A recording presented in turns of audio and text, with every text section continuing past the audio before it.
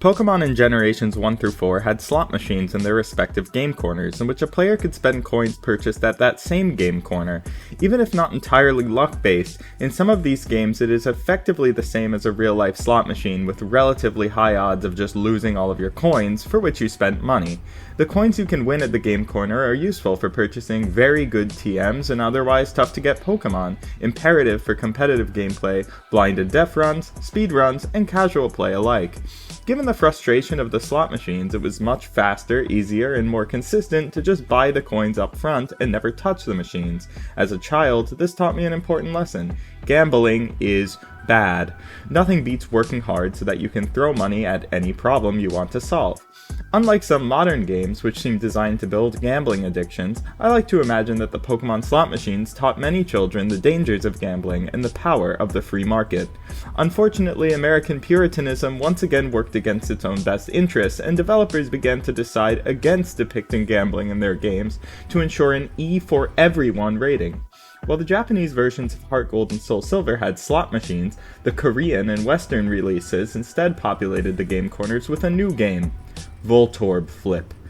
The game corner has a very poor business model. There is no way for the house to make money.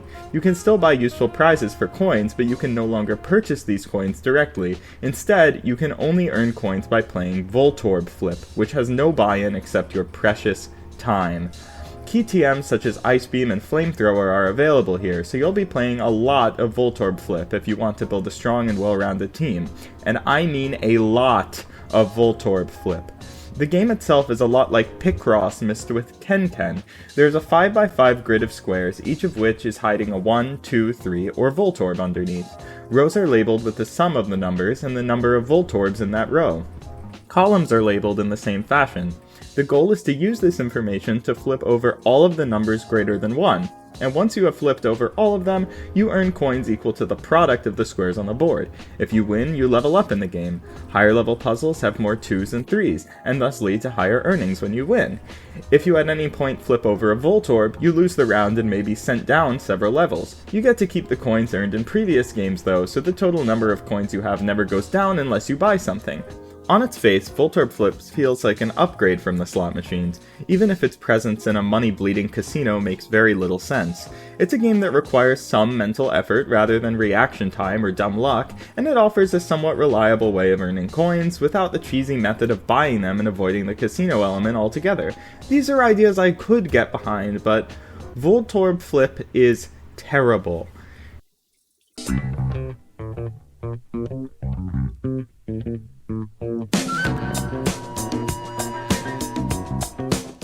Not to toot my own horn, but I think I'm pretty good at puzzles like Voltorb Flip. I do the New York Times Kenkens every weekday, and I blaze through Mario to Wario Pikurosu. I've also played a lot of Voltorb Flip over more than a decade of my life, and yet I still appear quite bad at it. I'd often get past a few levels, but would quickly fall after hitting the higher levels. Even the lower levels sometimes gave me trouble. I can remember hours and hours spent in the basement, climbing and falling, grinding hard just to get my Ice Beam TM, the whole time feeling like the idiot. I must have been missing something. It was only recently that I picked up Soul Silver again as a fun thing to do on my 6-hour commute, and I decided it would be fun to have a Dratini on my team. I got to the game corner and was immediately flooded with dark memories of the past, but carried on, rising and falling through the levels until I had enough coins. But the years have not been kind to me, and I am a more spiteful person than I was in 2010. Noticing the same frustration I had as a child, I had no choice but to get to the bottom of why I was so bad at Voltorb Flip. The answer was clear immediately when I started paying closer attention. I noted that when I ran into a puzzle that I was unsure how to progress in and considered alternative solutions. More often than not, if I thought I had to guess, it was because I did have to guess. Individual puzzles can have multiple solutions in which Voltorbs in one solution correspond to 2s or 3s in another. You can contrive cases with 2 solutions in which every other element of the solution is identical, except for 2 pairs of Voltorbs swapped with 2s or 3s. I say you can contrive these cases, but you don't need to because these cases appear all of the time at more or less every single level. There are frequently puzzles that are simply not solvable without guessing, so once you get good enough at the game that you can and solve every puzzle up to these guessing points, it becomes an arduous and boring process to farm coins. You use whatever strategy you know to either win or arrive at a guessing point, you hope you guess right, and you move on. The probability of a right guess is usually exactly 50%, and it feels like I'm forced to guess in at least a quarter of games, so the likelihood of winning any individual level is higher than a coin flip, but nowhere near guaranteed. Given that at levels 1 and 2, you're making double-digit coins, and Ice Beam costs 10,000 coins, this is an excruciatingly frustrating and drawn-out process. So after hours of farming up coins for Dratini and a flamethrower TM, I was ready to explode with anger. I could physically feel the sense of injustice, likely amplified by hunger and sleep deprivation. I felt the need to right this wrong, to let the world know they've been lied to prove the game raiders wrong and say, let the developers depict gambling, for the children suffer far more at the hands of Voltorb Flip than at the Jigglypuff slot machine, and so I took up the pen.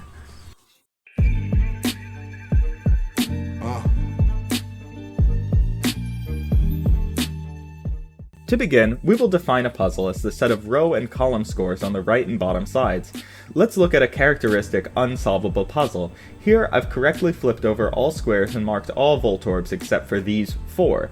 One possible solution to this puzzle is to put Voltorbs on this diagonal, and 2s on this one. Of course, I could have just as well done the opposite, neither solution is more likely than the other. The player is forced into a coin flip's chance of falling back to level 1. This is the devil's rectangle.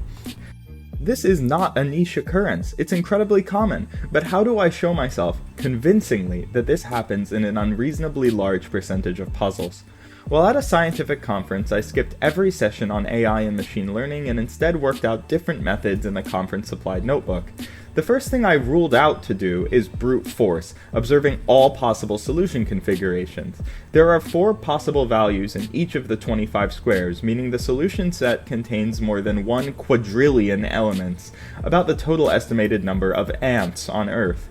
The number of puzzles is much lower. There are only 36 possible scores for each row or column. Even then, an arbitrary combination of 36 rows alone makes for 60 million row columns, 10 times the number of combinations for the scube.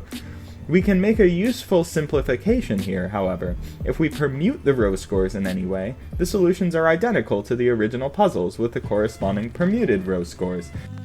That means that the real number of row combinations is the size of the unordered set of 5 samples of a 36 element set where order doesn't matter and items can be repeated. In a previous life as a professor of probability, I knew that was 36 plus 5 minus 1, choose 5. You can derive that from the stars and bars method, probably. That's 658,008, somewhere between the number of words in War and Peace and the Bible.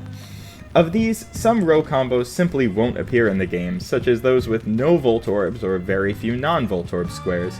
Restricting as such, we can reduce the number of row combos ignoring permutations to 645,567. Not much smaller, but better than nothing. This number seems reasonable in computer terms, but the issue is that each row combination corresponds to more than one column combination, each of which makes a distinct puzzle.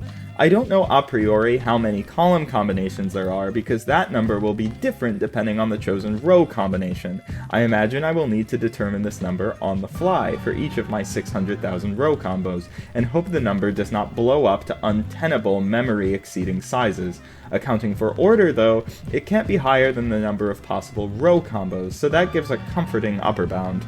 I put together a Madlib program that can loop through the row combos, determine possible solutions, and thereby column combos, and then determine if at each row-column pair, that is, for each puzzle, the solutions imply that the puzzle is unsolvable. It's a bit of brute force, but it's greatly accelerated by the notebook calculations. As a quick proof of concept, I tried it first on 4x4 puzzles. I found that 1/4 of 4x4 puzzles are unsolvable. If that applied to 5x5 puzzles too, I would feel more than vindicated in my ire. But this is simply intuition. I want to prove without a shadow of a doubt that 5x5 puzzles are unacceptably likely to be unsolvable. But I didn't realize what danger lied ahead.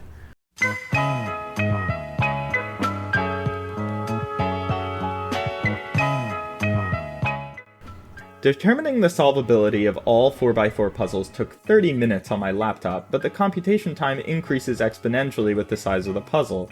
Not only are there 30 times as many row combinations, but each row combination has even more corresponding column combos than a 5x5 puzzle. Just running a few tests on my laptop, I estimated that the program would take about 30 days to finish, an unreasonable amount of time to leave a high memory usage process running on my computer. But the problem is naturally parallelizable, meaning I could use multiple machines and multiple cores to test different chunks of row combinations. I added my desktop into the mix, but soon realized that my original estimate of 30 days was off. Certain row combos have many more corresponding column combos, and so the program could take 5 hours on a single row combo in some cases. The solution was simple: add more nodes to my computing empire. But I had no more computers, and the last thing I would ever want to do is pay some corporation to use their computing services, so I relied on the only thing I've ever known to rely on in the past: charisma. I started with my girlfriend, who said I could use her desktop if it wouldn't get in the way of her playing Dota 2. When I explained that it might use 80% of her available RAM, she said, "Well, too bad!" When I asked her if I could use her laptop, she didn't even dignify me with a response. Even when I explained to her the importance of the problem at hand, that I was going to save American society from this 15-year-old video game and the ESRB and all gambling, she wouldn't budge. But given the neglect she faced as I became an Arduino Due last year, I cut her some slack. I briefly turned to asking people on the train if I could use their computers, but they tended to ignore me completely. That chilling talent of New Yorkers to have someone look directly at you, ask something directly to you, and act like you are completely alone. And so was I. But that meant I had to go elsewhere. My friends, although sympathetic to my cause, also refused to let me use their laptops because it would interfere with their work. I couldn't understand it. I was resentful. In this society that values money over anything else, in this world that asks for so much of our RAM, you either give in or become an outcast. But I also have a job, and the resource reduction on my desktop and laptop were starting to interfere with my work. I took to theory, pretending all I needed was a pencil and paper, or a whiteboard and markers to do my work. I couldn't keep it up for long. There were terabytes of data to process and people relying on me. But how could I ever tell them what I was dealing with? That I was suffering in silence. Pausing for work, my computers ran all night for days, contributing to the summer heat. So I resorted to asking my boss, "Can I use one of the lab's computers?" And without question, I was given the go. So finally, I had the resources I was lacking. This machine has a 64-core processor and 512 gigabytes of RAM, perhaps the single strongest workstation I have ever had access to, and it felt as if I had finally found the exact tool I needed for the job. To hide my tracks, I changed the names of all of my scripts, functions, and variables to opaque and generic ones, unrelated to Pokemon, games, or puzzles. So as not to be an actually bad person, I only ran my scripts overnight, and even spent a weekend at the lab watching it go. I told the students that they could stop the script whenever they needed to do something, but they did need to do things, even overnight and on weekends, and I didn't manage to get more than 30,000 row combos out of the device in a week due to how often it needed to stop. At that rate, it would take 20 weeks to finish, but I couldn't stop there. After weeks, having about 15% of possible row combinations queried, I could see that of those tested, only 2/3 of puzzles were solvable. It was clear. I was going to be proven right. I just needed to keep pushing. This became my life. I found the niches in the days when computers were free and watched the numbers as they rolled in. Text. Divorced at this point from the puzzles that drove me here, I began to forget why I was doing this, and I became focused on the thrill of seeing the percentages. One Friday, I spent half of the days porting the code to Fortran 95 just to see if I could increase the speed that way. Until I realized I had forgotten something. It was my birthday.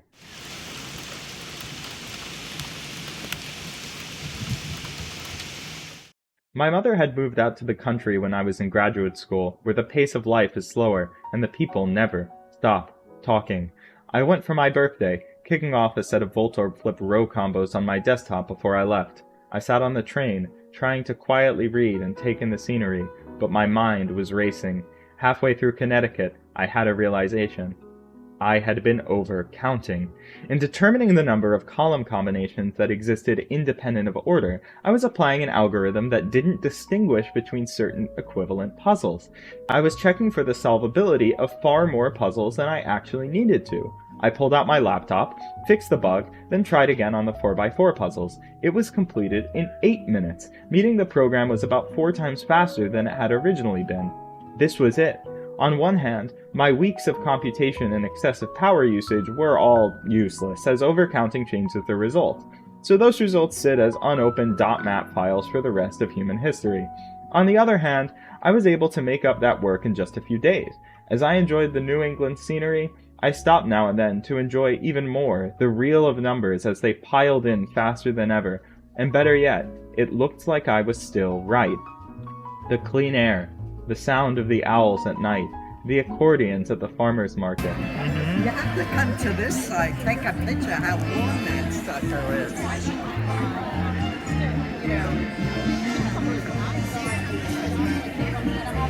Imperial moth. This is why people move to the country. But every day, I felt the magnetic pull of New York, calling me back, where the pace of life is faster, and where I could set off 64 parallel processes on the workstation.